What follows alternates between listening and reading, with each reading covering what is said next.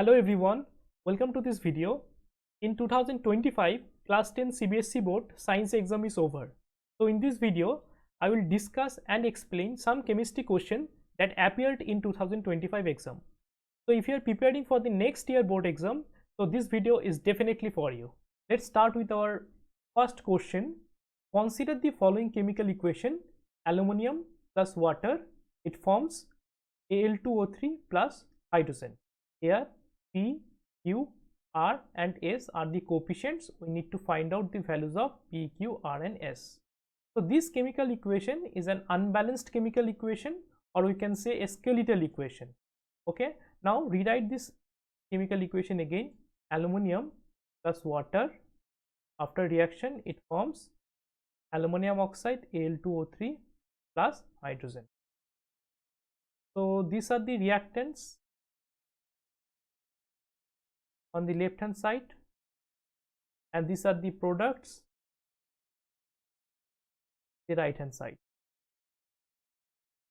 Now to balance this chemical equation, we need to equal the number of atoms of each element on both these sides in this chemical reaction.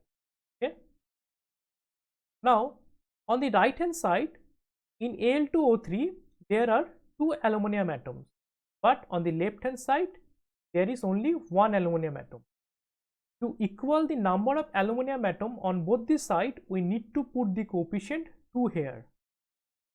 Now again on the right hand side, in Al2O3 there are 3 oxygen atoms, but on the left hand side in H2O there is only 1 oxygen atom. So again we need to put 3 here to balance the oxygen atom on both the sides.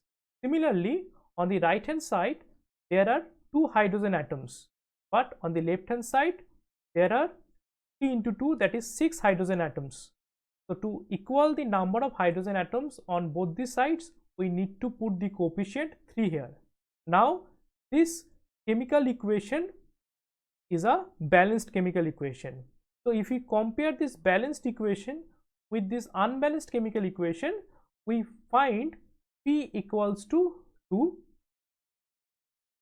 Q equals to 3, R is equals to 1 and S is equals to 3. So the right answer is 2, 3, 1, 3. So option C is the right answer.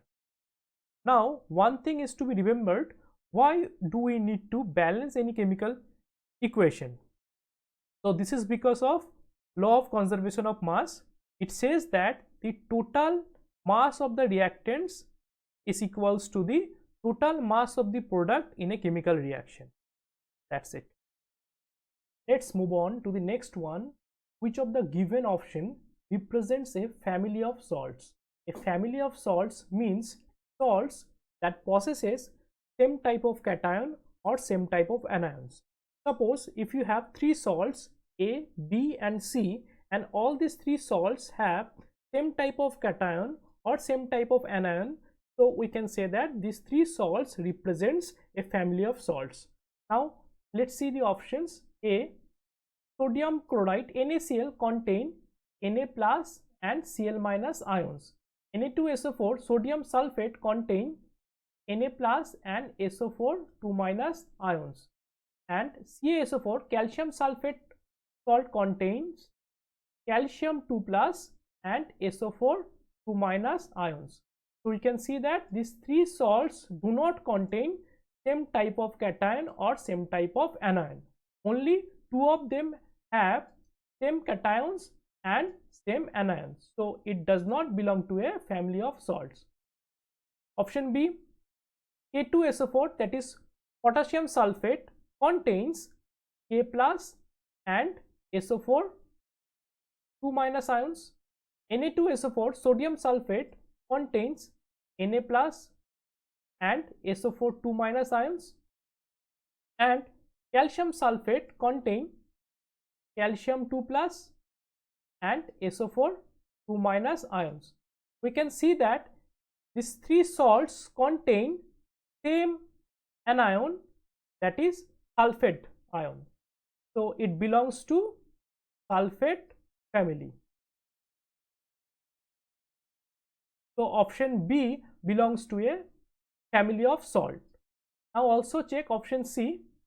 NaNO3, that is sodium nitrate, contain Na plus and NO3 minus. Calcium carbonate contain Ca2 plus and CO3 2 minus, and Na2CO3 sodium carbonate contains Na plus and CO3 2 minus. Again you can see all these three salt do not contain same cation or same anion. Okay, so it does not belong to a family of salt. Option D, magnesium sulfate contain magnesium 2 plus and sulfate SO4 2 minus. Copper sulfate contain copper 2 plus and SO4 2 minus, and magnesium chloride contains magnesium 2 plus and Cl minus. Again you can see all these three salt do not contain any same or similar cation or anion, so it does not belong to a family of salt. So option number B is the right answer. So the next question, the most common method of extraction of metals from their oxides ore is option A, reduction with carbon, option B, reduction with hydrogen, option C, reduction with aluminum, option D, electrolytic reduction. Now the extraction of metals depends on the metal activity series, and the most common method of extraction of metals is reduction with carbon. Okay, for example, zinc oxide, when reacted with carbon, it forms metallic zinc plus carbon monoxide. Here zinc oxide is reduced to metallic zinc, carbon is oxidized to carbon monoxide. Here carbon acts as a reducing. Okay, now zinc belongs to medium reactivity